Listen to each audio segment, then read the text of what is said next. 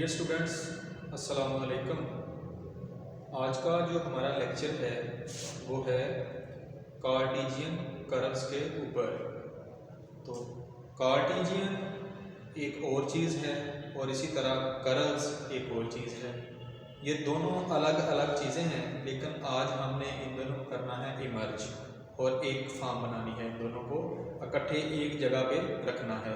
फिर देखते हैं कि ये किस तरह से इनका सॉल्यूशंस बनते हैं, किस तरह से इनके सॉल्यूशंस बनते हैं, किस तरह के फॉर्म ये बनाते हैं। तो सबसे पहले हम देखते हैं कि कार्टेशियन क्या चीज़ है। कार्टेशियन क्या चीज़ है?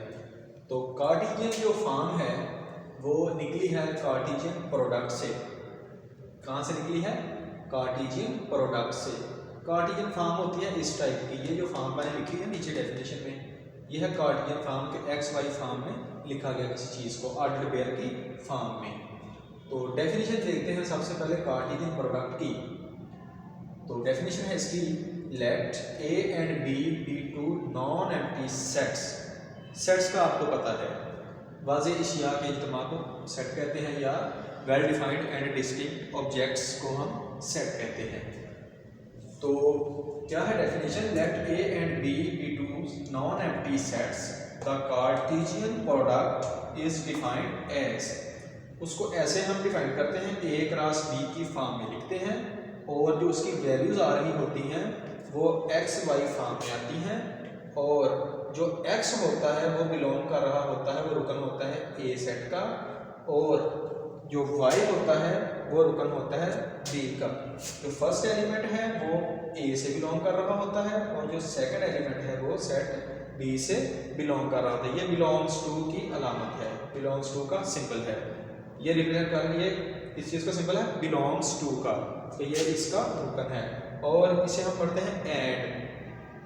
ये उल्टा भी लिखा मैंने, इसके कुछ बोलते हैं एंड बोलते हैं।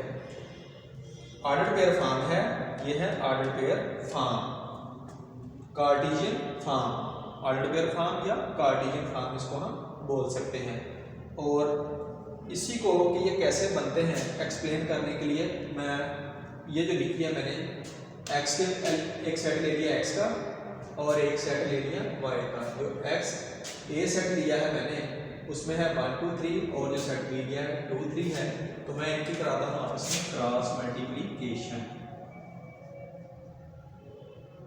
जब क्रॉस मल्टीप्लीकेशन कराई जाती है, फर्स्ट एलिमेंट इसके फर्स्ट एलिमेंट के साथ हमने करना है मल्टीप्लाई, तो लिखना है ऐसे है 1/2, और इसी तरह फिर इसी का 1 लिया और इसका दूसरा एलिमेंट 1/3 लिख दिया। फिर इसी तरह अब इसका 2 ले लिया, 2/2, 2/3, और इसी तरह 3/2 और 3/3 लिख दिया मैंने। यानी कि इन दो सेट्स को लेके हमने एक कार्टेशियन फॉर्म बना ली, कार्टेशियन प्रोडक्ट लिया तो कार्टेशियन फॉर्म बन गई, ऑर्डर फॉर्म बन गई। इसको ऑर्डर फॉर्म भी बोलते हैं, कार्टेशियन फॉर्म भी बोलते हैं, जो कि हमारी पहला है, जो पहला हिस्सा है कि कार्टेशियन कर्व्स। तो सबसे पहले हमें पता चलना चाहिए कि कार्टेशियंस क्या होते हैं। तो कार्टेशियंस की ये एक फॉर्म हमने बना दी। तो इन्हीं में से हमने आगे रिलेशंस निकालने होते हैं, जिनको फिर हमने कर्व में तब्दील करना होता है। अगर कोई कहे कि इसमें से रिलेशन फाइंड करो, ऐसा रिलेशन R1 फाइंड करो जिसमें एक्स वाई फॉर्म भी आ रही हो और जो है इसके साथ साथ x is equal to y के हो, एक्स वाई फॉर्म हो और x is equal to y हो। तो इसमें से कौन से x is equal to y का क्या मतलब है कि ऐसे ऑर्डर पेयर जिनमें x और y की वैल्यू सेम हो। तो हम रिलेशन कौन सा फाइंड कर सकते हैं? फिर ऊपर वाले में से एक ये फाइंड करेंगे 2 2 और दूसरा 3 3। तो हम लिखेंगे R1 की वैल्यू क्या बनी, 2/2 और 3/3। ये होती हैं कि कार्टेशियन फॉर्म्स, और इनमें से अगर कोई कहे कि रिलेशन फाइंड करना है तो उसकी लगाई जाती है कोई ना कोई कंडीशन। उसके लिए वजह थी कोई ना कोई कंडीशन, तो हमने एक्स वाई फॉर्म बना के उसमें से ये एक रिलेशन निकाल लिया। ये था हमारा कार्टेशियन। अब हम देखते हैं कर्व्स क्या चीज़ होती है। अब देखते हैं कि ये कर्व्स क्या चीज़ होती है।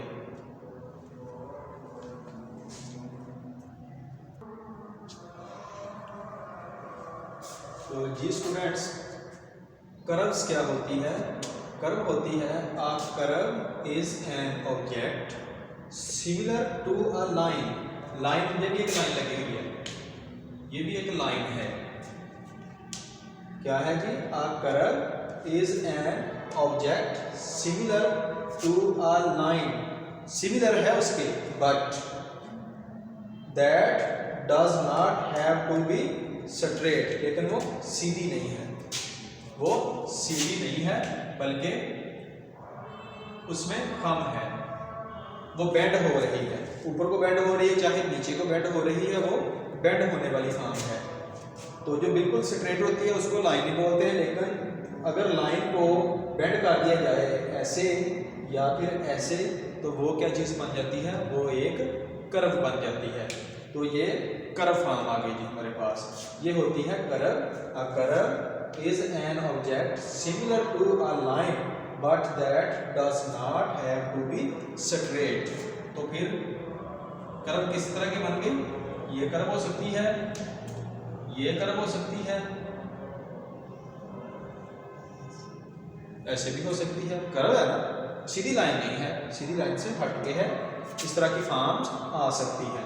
अब हम रिलेट करते हैं कार्टेशियन को और कर्व्स को, एक जगह पे इकट्ठा लिखते हैं।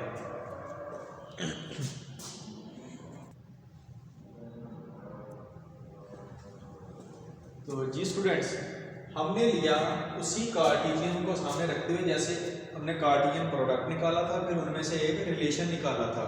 इसी तरह मैंने एक अपने पास फर्जिया रिलेशन ले लिया कि जिसमें इस तरह की वैल्यूज़ हैं, इस तरह की 3 वैल्यूज़ आ गई कि ऐसा हमने लिया कार्टेशियन जिसमें एक्स वाई फॉर्म ऐसी ली जिसमें या तो एक्स इक्वल टू 0 है, और इसे हम आर भी बोलते हैं, ये जो उल्टा भी है ना, जो इसे हम आर भी बोलते हैं, या फिर क्या है जी y इज इक्वल टू 0, दोनों में से एक 0 ले लिया।